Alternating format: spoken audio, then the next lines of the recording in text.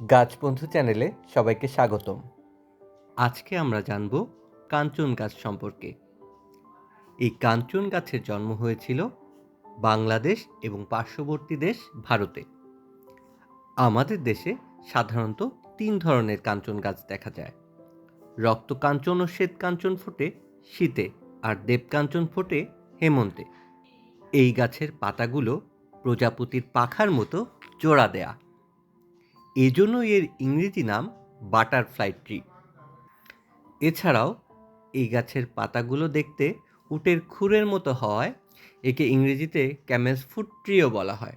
এই জোড়া দেওয়া বৈশিষ্ট্যর কারণেই এই গাছের বৈজ্ঞানিক নাম বাউহিনিয়া ভেরিগেটা। এর প্রথম অংশ দুইটি যমজ উদ্ভিদ বিজ্ঞানী বিখ্যাত বাউহিন ব্রাদার্সের নাম অনুসারে দেওয়া হয়েছে। রাস্তার পাশে বা পার্কে এই গাছ সচরাচর দেখা যায়। এটি টবেও লাগানো যায়। সাধারণত রক্তকাঞ্চন আমরা দেখে থাকি, আর এটি রূপের বিচারে সবথেকে সুন্দর। এই গাছের ফুলগুলো মেজেন্টা রঙের, শুভ্র ও রানী গোলাপের মতো হয়ে থাকে। এছাড়াও হয়ে থাকে সুঘ্রাণযুক্ত। ফুল গাছে অবশিষ্ট থাকতেই এর শিমের মতো চ্যাপ্টা ফল হয়। ফলগুলো শুকিয়ে গিয়েই আপনা আপনি ফেটে যায়, তখন বীজগুলো আশেপাশে ছড়িয়ে পড়ে। কাঞ্চন গাছের বাকল থেকে রং ও দড়ি তৈরি করা যায়। বীজের তেল জ্বালানি হিসাবে ব্যবহৃত হয়।